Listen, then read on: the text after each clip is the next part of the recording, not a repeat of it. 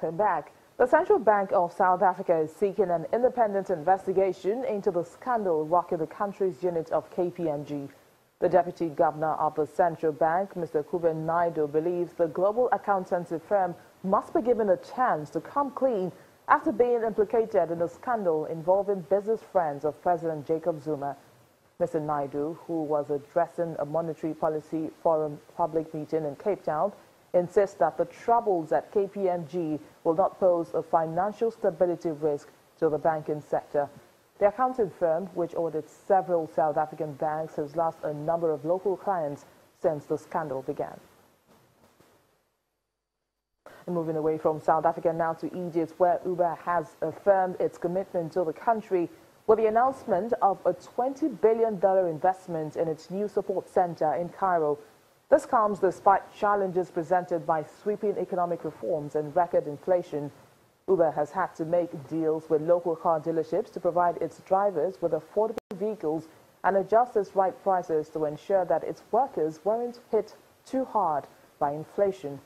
The company is also in negotiations with the Egyptian government to launch a national bus service aimed at reducing the country's traffic congestion. Now, back here in Nigeria, infrastructure projects ongoing in Lagos State, the economic hub of West Africa, are in top gear, but there's room for financing alternatives from institutional and retail investors.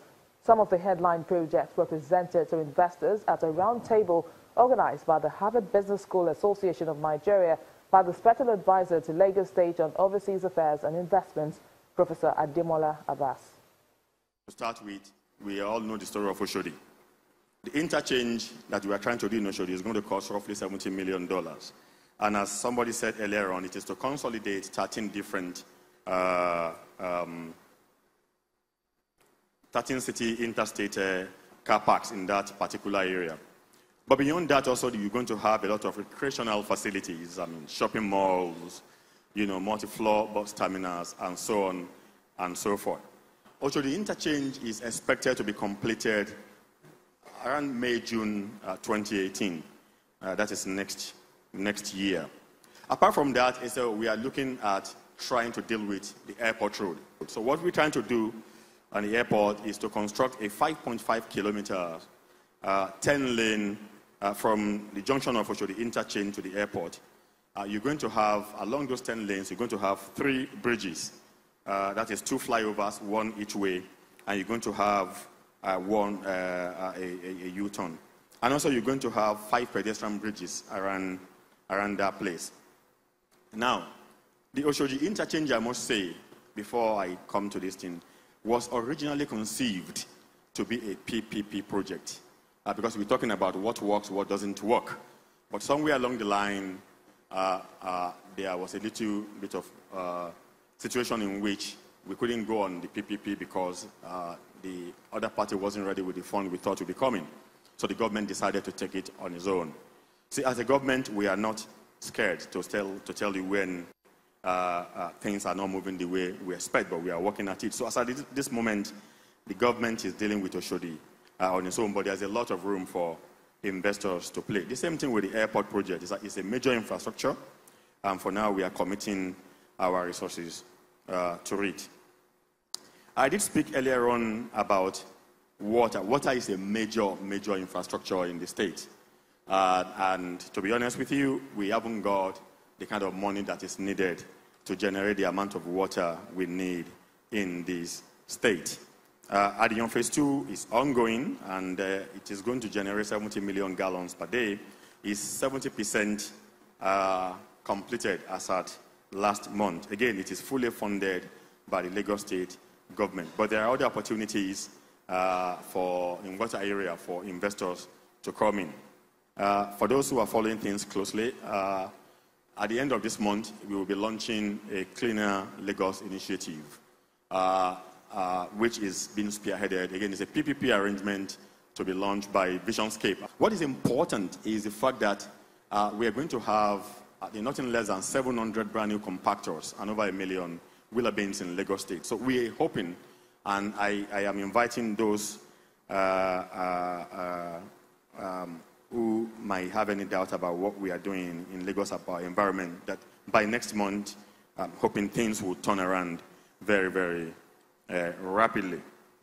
Now, one major area that Lagos has been found wanting in the past is water transportation. Yes, Lagos is 22 million people. Yes, it's just 3,600 and something kilometers square. However, 1/5 of Lagos is composed by water. In other climes, Lagos will have, maximized your water resources. So what we are doing in Lagos is to go that route, to make sure that part of our intermodal transport system is to make effective utilization and take advantage of our waterways in Lagos State. So as at the moment, 10 proponents have been approved by the state to operate ferries in Lagos State. And I think they are the various stages of procurement at this moment. But what is more important is that you cannot really use ferry without channeling your water. So currently we're doing channelization of most of the waters we have in Lagos State. As Engineer Akensanya said earlier on, I think they've identified 30 different routes for the ferries, with more coming very shortly. But we are channeling, I think, about 4 different locations in the state now.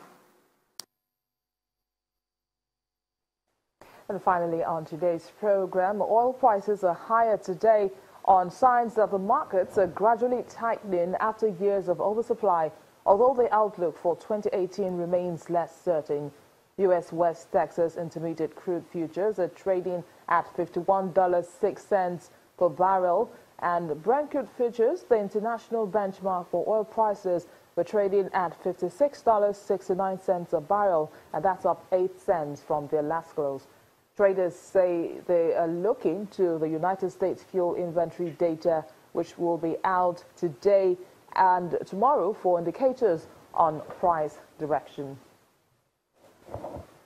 And that's our program today. Thank you for watching. I am Bisi Adebayo.